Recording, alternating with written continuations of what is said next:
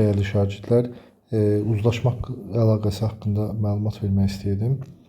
Deməli, uzlaşma əlaqəsi nə idi? Əsas tərəfin tələbi ilə asıl tərəfin mənsubiyyətə və şəxsə görə dəyişməsi idi. Qısaca uzlaşma əlaqəsi harda olur? İkinci və üçüncü nöqtənin söz birləşməsi tərəflər arasında olur və birinci tərəf həmişə əsas tərəf olur. Bir də mübtəda və xəbər arasında olur, əsas tərəf mübtəda olur.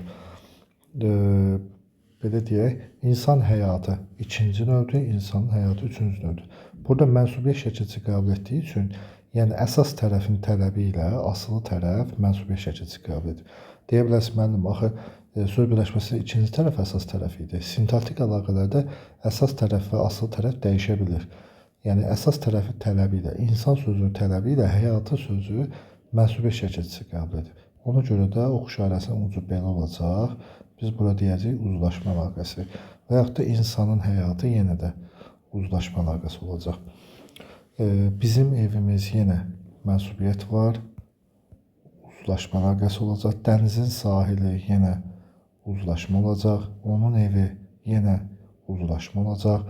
Məktəbin həyəti yenə uzlaşma olacaq. Söz dəyəri uzlaşma olacaq. Sözün dəyəri yenə də uzlaşma olacaq.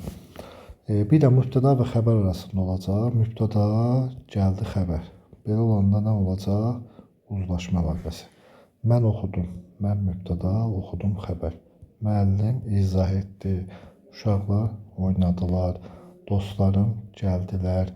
Həyat davam edir. Hava istidir. Kənd maraqlıdır və s. Bunların hər birində dəyərli şagirdlər, birinci tərəf, yəni mübtəda əsas tərəfdir, ikinci tərəf asılı tərəfdir. Buna diqqət eləsək, uzlaşma əlaqəsini mənimsəmiş olacaq. Video xoşunuza gələrsə bəyənib abunə olmağı unutmayın. Çox sağ olun.